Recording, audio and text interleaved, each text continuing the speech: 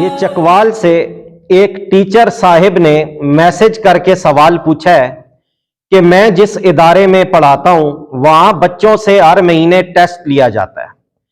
Test paper کی checking ہم گھر پر کرتے ہیں اور اب میرے پاس گھر میں ہزاروں کی تعداد میں ٹیسٹ پیپر جمع ہو چکے ہیں جن میں جگہ جگہ قرآنی آیات، نبی پاک صلی اللہ علیہ وسلم کی احادیث اور دیگر مقدس شخصیات کے نام ہیں.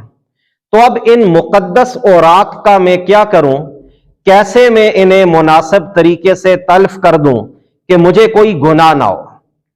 تو دیکھیں، آپ بھی یہ بات ضرور سمجھ لیں اور تمام سننے والے دیکھنے والے بھی یہ سمجھیں کہ ایسے صفحات جن پر قرآنی آیات، احادیث رسول اللہ، انبیاء یا صحابہ کے نام لکھے ہوں تو ان کا احترام لازمی طور پر ایک مسلمان کے ذمے ضروری ہے.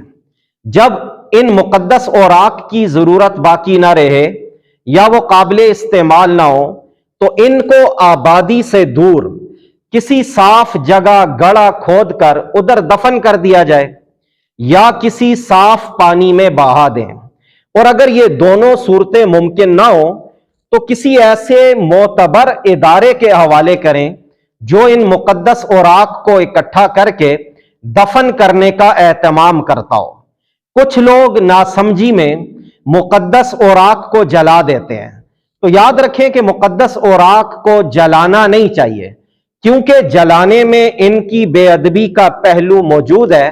تو بہتر صورت یہی ہے کہ انہیں کسی گڑھے میں دفنا دیا جائے یا صاف بہتے پانی میں دفن کیا جائے. اللہ ہم سب کو دین اور دین سے جڑی ہوئی تمام چیزوں کا ادب کرنے کی توفیق عطا فرمائے.